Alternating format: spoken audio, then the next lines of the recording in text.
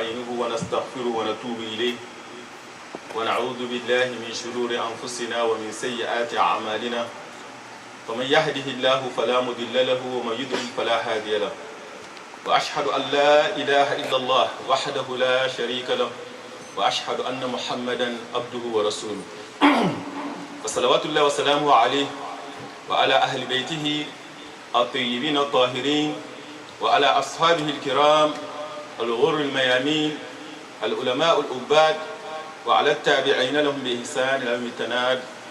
يا أيها الذين آمنوا اتقوا الله حق تقاته ولا تموتن إلا وأنتم مسلمون.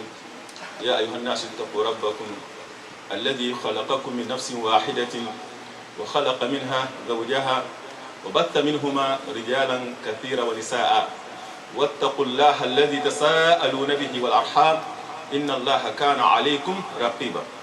أما بعد, chers frères et sœurs, Alhamdulillah, notre Seigneur qui nous a créé des liens, qui nous a accordé beaucoup de bienfaits, nous avertit et nous met en garde, contre un comportement qui est très néfaste, car ça prive l'être humain de l'amour de son Seigneur.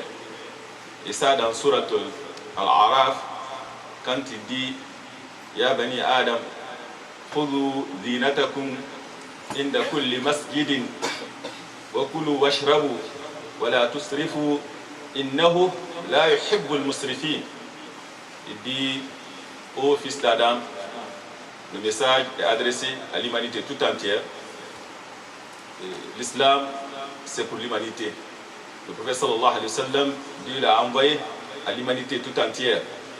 Il dit, prenez votre parure, vos habillements, vos habits, prenez-les dans chaque lieu de prière.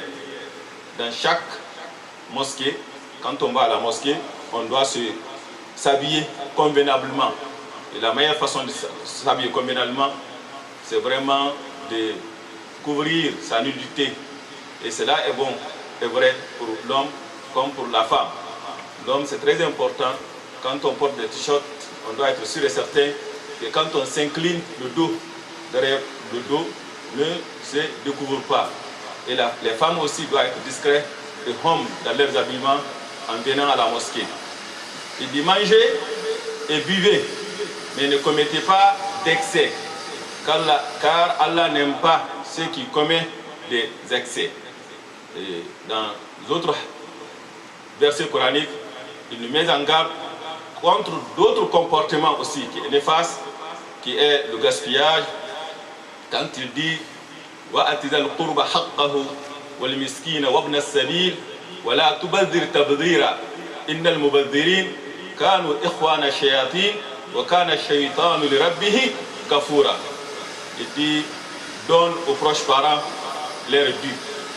Quand tes parents, tes proches, ils sont en difficulté, c'est un devoir, quand tu en as les moyens, de leur venir en aide. De ne pas le faire, la personne commet un péché grave. Il dit dépenser les proches parents, les pauvres, et aussi la personne, le voyageur en détresse, et ne dépensez pas indûment, ne gaspille pas, car les gaspilleurs sont des frères du diable, et le diable est très ingrat envers son Seigneur. Voici deux comportements. L'un te prive la personne de l'amour d'Allah, l'autre fait de lui le frère du diable, qui sont associés dans un comportement, dans un péché très grave, qui est l'ingratitude envers notre Seigneur, qui nous a créé, il nous a accordé tant de bien. Et aujourd'hui, nous allons élaborer ces deux comportements. Pourquoi? En vue de recevoir le mois de Ramadan, d'accueillir le mois de Ramadan. C'est un paradoxe, bien sûr, que la personne qui accueille le mois de Ramadan, qu'on lui parle de ne pas commettre d'excès.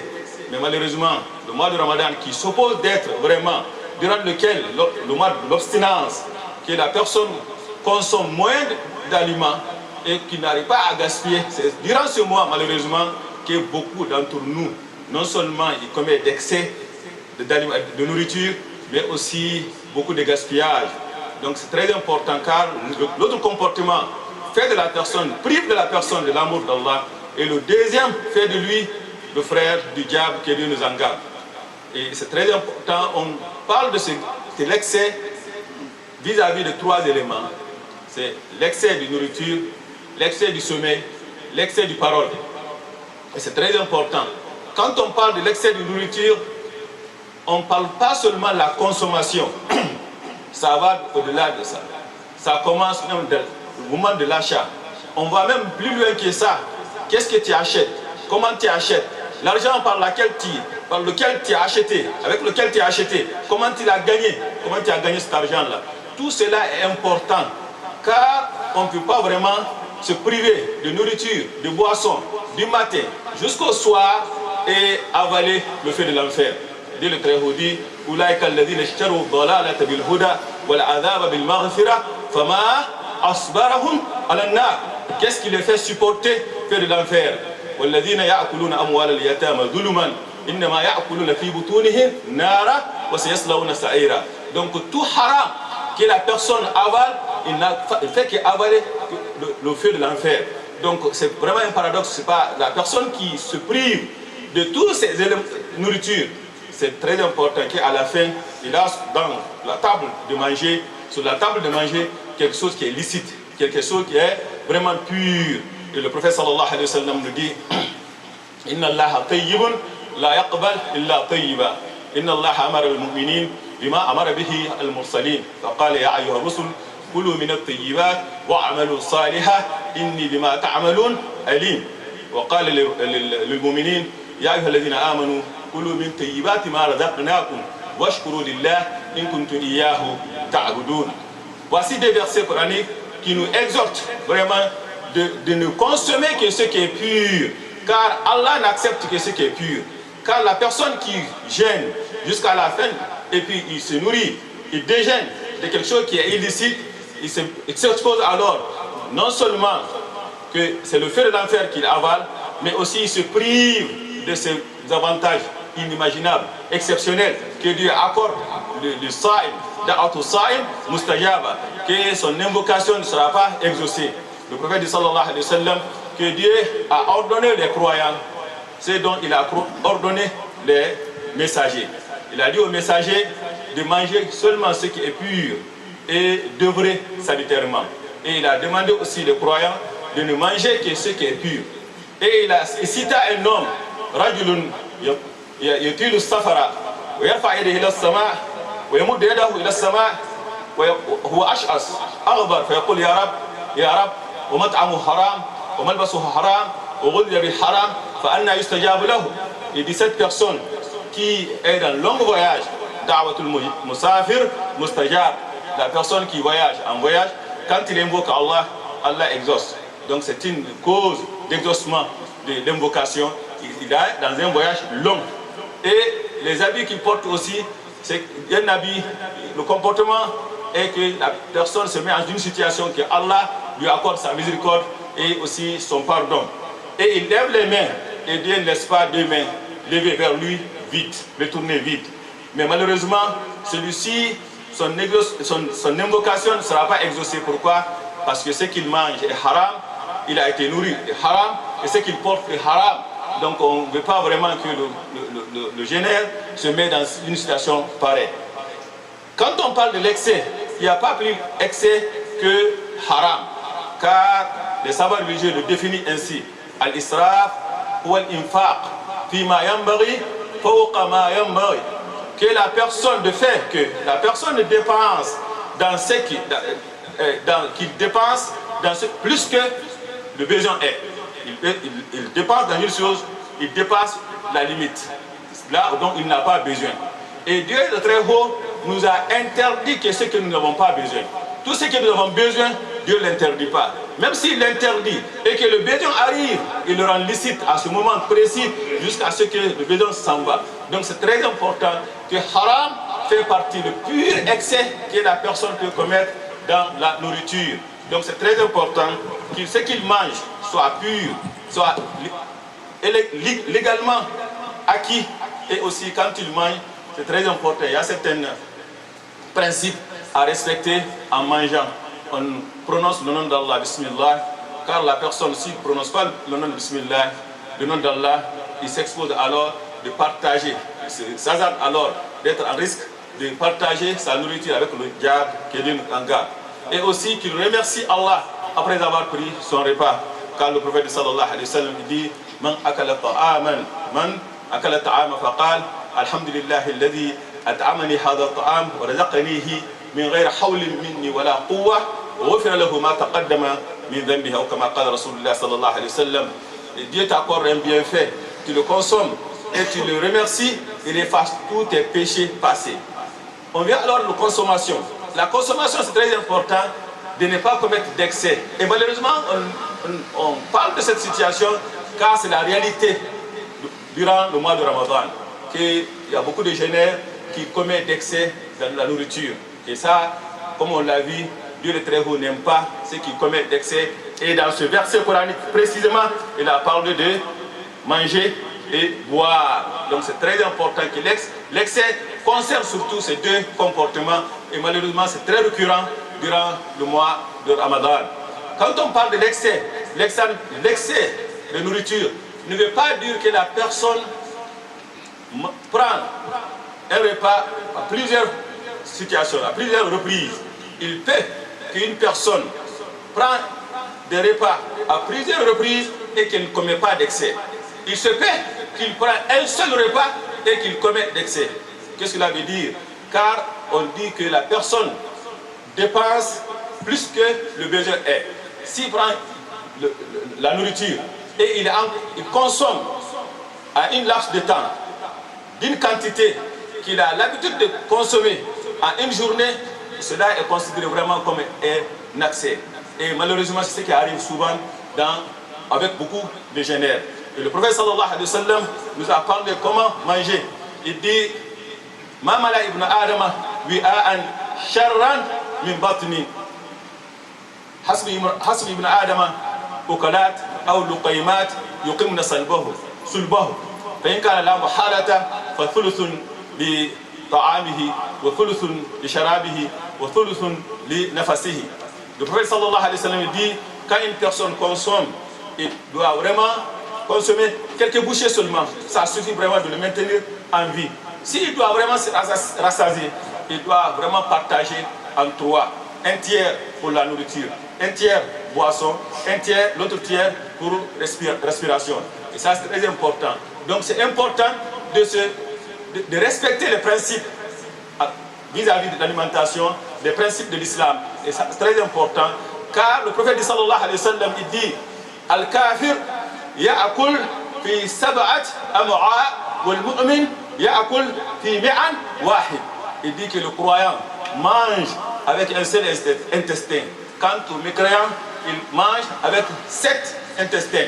Et ça sera un paradoxe vraiment que le croyant, dans une situation de pureté, dans un mois de pureté, mange plus que le mécréant. Donc ça ne se peut pas, vraiment, c'est quelque chose de vraiment incompréhensible. Donc c'est très important, quand on consomme, qu'on fait attention, et surtout, ce qui est pur encore, que le résidu ou le reste de cette alimentation trouve son chemin à la poubelle, dans la poubelle. C'est du gaspillage. C'est du gaspillage qui fait de la personne, comme on vient de dire, les frères de diable, et qui ne remercie pas Allah. Quand la personne commet ce péché et se comporte ainsi, on se demande où est le sens de partage que le mois de Ramadan prône. Où est vraiment l'obstinence que le mois de Ramadan prône. C'est très important de comprendre le sens du mois de Ramadan, de comprendre le jeûne et se conformer à la tradition du prophète sallallahu alayhi wa sallam et que le restant de nourriture, dès le début, on achète seulement qu'on a besoin et si le reste d'argent, il faut penser aux autres car c'est un mois de partage. Des frères et sœurs qui sont loin de nous, qui n'ont pas de quoi à manger. Et malheureusement, ce qu'on assiste durant le mois de Sha'ban, on voit les prix sont élevés, exagérément, à cause de quoi? À cause des vendeurs bien sûr, à cause de leur cupidité, mais surtout les consommateurs aussi, qui fait beaucoup d'accès dans l'alimentation. Et ça c'est très grave. Deuxième élément, c'est le sommeil. On sait très bien, quand tu regardes dans beaucoup de hadiths du prophète sallallahu alayhi wa sallam, il dit Man qama Ramadan imanan wa ihtisaban wa ghfira lahu ma taqaddama min dhanbihi. Donc c'est un mois vraiment d'activité, d'énergie, de redoubler l'ardeur dans l'adoration d'Allah. Mais malheureusement, beaucoup d'entre nous le prennent comme un mois de sommeil. Comme un mois de sommeil. Et ça est dû, le premier volet, s'il n'est pas respecté, que la personne mange d'un point de satiété exagérée, qui se rassasie d'une satiété exagérée, et finalement, qu'est-ce qui arrive? Il sent l'envie de dormir. Et ça, c'est très grave, car le mois de Ramadan, on doit vraiment en profiter, se préparer pour sortir de ce mois de Ramadan affranchi du feu de l'enfer, avoir adoré Allah comme il faut. Il a été rapporté بأن يحيى عليه السلام قال لإبليس هل نلت مني شيئا قط؟ قال لا، إلا أنه في ليلة قدم لك طعام فشهيته وأكلته حتى شبعت فنمت عن الورد. فقال يحيى عليه السلام لن أشبع من طعام بعد هذا قط. فقال إبليس لن أنصح آدميا بعدك أبدا. Dans cette conversation qui a eu lieu entre un messager d'Allah, Yahya, et Iblis, il demande à Iblis, est-ce que tu as pu un jour me tenter? Il dit non, mais sauf qu'un jour on t'a apporté la nourriture, tu as mangé jusqu'au point de satiété exagérée et tu as senti le sommeil, tu t'as endormi sans faire tes invocations. Yahya dit alors que jamais je ne ferai cela dans ma vie. Et Iblis aussi dit, je ne conseillerai jamais un être humain après toi. Quand on regarde sur le Mudammil, وأن لك في النهار سبحا طويلا وإن ناشئة الليل هي أشد وطئا وأقوم قيلا. Dans ces versets coraniques, يا أيها المزمل قم الليل إلا قليلا. Lève-toi pendant la nuit, toi enveloppé, et prie. Et dit que la prière de la nocturne est plus propice et efficace pour la récitation. Il y a pendant la journée un long moment vraiment de vaguer dans tes quotidiens. Et malheureusement, ce qui se fait, c'est le contraire souvent que les gens font. Mois de Ramadan, c'est Al-Kassal, c'est la paresse, c'est dormir toute la journée. Ça ne va pas avec le jeûne, ça ne va pas avec le sens du jeûne. Le jeûne veut que vraiment que la personne invoque Allah, prie durant la nuit et pendant la journée soit énergique. Il doit avoir beaucoup d'énergie d'adorer Allah aussi, vaguer à ses quotidiens. قل قولي هذا واستغفر الله لي ولكم فاستغفروه إنه غفور رحيم. الحمد لله رب العالمين والصلاة والسلام على المبعوث رحمة للعالمين. Très chers frères et sœurs, l'un des trois éléments qu'on avait parlé, mentionné, c'est vraiment l'excès dans la parole, les paroles. Et ça c'est très important, comme on dit en arabe, Fudul al-Kalam. Quand tu regardes le message du prophète sallallahu alayhi wa sallam, Dieu lui a envoyé pour parfaire les bonnes manières. Et la moralité en islam, le pilier, il est fondé sur quoi? Sur la préservation de la langue. Et ça on le voit avec hadith de Ma'az, quand il dit au prophète sallallahu alayhi wa sallam, dullani ala amalin yudkhilni al-jannata wa yubaidni anin nar. قال لقد سألت عن عظيم وإنه ليسير على ما يسره الله عليه. Dans ces hadiths de cette conversation entre Ma'az bin Jabal et le prophète sallallahu alayhi wa sallam qui demanda le messager d'Allah, indique-moi une œuvre qui me fait entrer au paradis et m'éloigner du feu de l'enfer. Et c'est très important. كل نفس ذائقة الموت وإنما توفون أجوركم يوم القيامة فمن زحزح عن النار وأدخل الجنة فقد فاز وما الحياة الدنيا إلا متاع الغرور. Leur souci, c'est vraiment de s'écarter complètement du feu de l'enfer et être admis au paradis. Le mois de Ramadan est une occasion exceptionnelle pour nous d'être affranchis du feu de l'enfer et qu'on soit admis au paradis. Il dit quelle est l'œuvre qui m'aide vraiment à atteindre cet objectif. Le prophète sallallahu alayhi wa sallam qui a demandé quelque chose de très immense, mais qui est facile pour celui qui dont Allah a rendu facile. Il a cité des œuvres. Il est venu jusqu'à un certain moment, il dit wa Abu Abul Khair. Et Abu Abul Khair, il dit al-Asawm Junna. Il dit que le jeûne, vraiment, c'est une protection. Et à Sadaqa, toute khatiya, que le monde efface les péchés comme l'eau éteint le feu. Et il a parlé. Et à la fin, qu'est-ce qu'il dit? Allah adulluka ala milak zalika kulli. Il dit, voulez-vous que je t'apprends la maîtrise de tout? Tout ce que nous venons de citer. Tout ce que nous venons de citer. Quelle est la maîtrise de tout ça? فأخذ بلسانه فقال أمسك عليك هذا أو كف عليك هذا. قال يا نبي الله هل نحن مؤاخذون بما نتكلم به؟ قال ثقلتك أمك. هل يكب الناس على مناخرهم أو على وجوههم إلا حصائد ألسنتهم. Dans ces hadiths, à la fin, le prophète sallallahu alayhi wa sallam, voulez-vous que je t'apprenne la maîtrise de toute œuvre qui t'aidera vraiment à être affranchi du feu de l'enfer et être admis au paradis? Il dit bien sûr. Il dit, il a pris sa langue. Il dit, garde ta langue. Garde ta langue. Il dit, nous serons-nous châtiés, serons-nous pas châtiés à cause de ce que nous disons? Il dit, qu'est-ce qui fait culbuter plusieurs gens dans le feu de l'enfer si ce n'est la cause de leur langue? Et le prophète sallallahu alayhi wa sallam, il dit, Man yatmun lima bayna lihyayhi wa ma bayna fakhzayhi admun lahu al-jannah. Il dit, quiconque me garantit ce qui est entre les deux vraiment de sa mouchoir, ses mouchoirs, c'est-à-dire sa langue, et entre ses deux jambes, je lui garantis le paradis. Et dans d'autres hadiths, il dit, Man kana yu'minu billahi wal yawmil akhir falyaqul khayran aw liyasmut. Il a dit dans d'autres hadiths aussi, min husn islam al-mar'i tarkuhu ma la ya'ni. Dans tous ces hadiths, nous dit vraiment que garder la langue, préserver la langue des résidus des paroles est très important, fait partir des choses qui rendent, qui embellissent l'islam de la personne, qui fait que la personne s'approche d'Allah. Aussi longtemps que la personne n'a pas fait ça, il ne peut pas être considéré parmi ceux dont l'islam est embelli. Non, l'islam est parfait. Et ça, c'est très important. On le voit aussi avec un jour, le prophète sallallahu alayhi wa sallam était auprès d'un défunt, une personne qui est morte. Et la personne qui était à côté, il dit, Abshir bil Jannah. فقال رسول الله صلى الله عليه وسلم لعله تكلم فيما لا يعني أو بخل بما لا ينقصه. Dans ce hadith, professeur, imaginez-vous, une personne est morte, la personne qui est à côté de lui, il dit, aïe la bonne nouvelle, tu iras au paradis. Le prophète sallallahu alayhi wa sallam, comment tu peux dire ainsi? Ça se peut que vraiment qu'il a parlé sur une chose dont il ne concerne pas, qui ne le concerne pas. Il se peut aussi qu'il a été avare avec une chose vraiment qui ne le nuit pas. Donc on voit très bien que la personne qui préserve sa langue est une personne vraiment qui a complété ou parachevé vraiment le summum de la moralité, la bonne manière en islam. يقول رسول الله صلى الله عليه وسلم من لم يدع قول الزور والعمل به والجهل فليس لله له حاجة أن يدع طعامه وشرابه. Il dit quiconque ne sait pas préserver des paroles mensongères, des paroles inutiles, et aussi al-jahal, l'ignorance. Et l'ignorance ici, vraiment, ça enveloppe tous les mauvais comportements.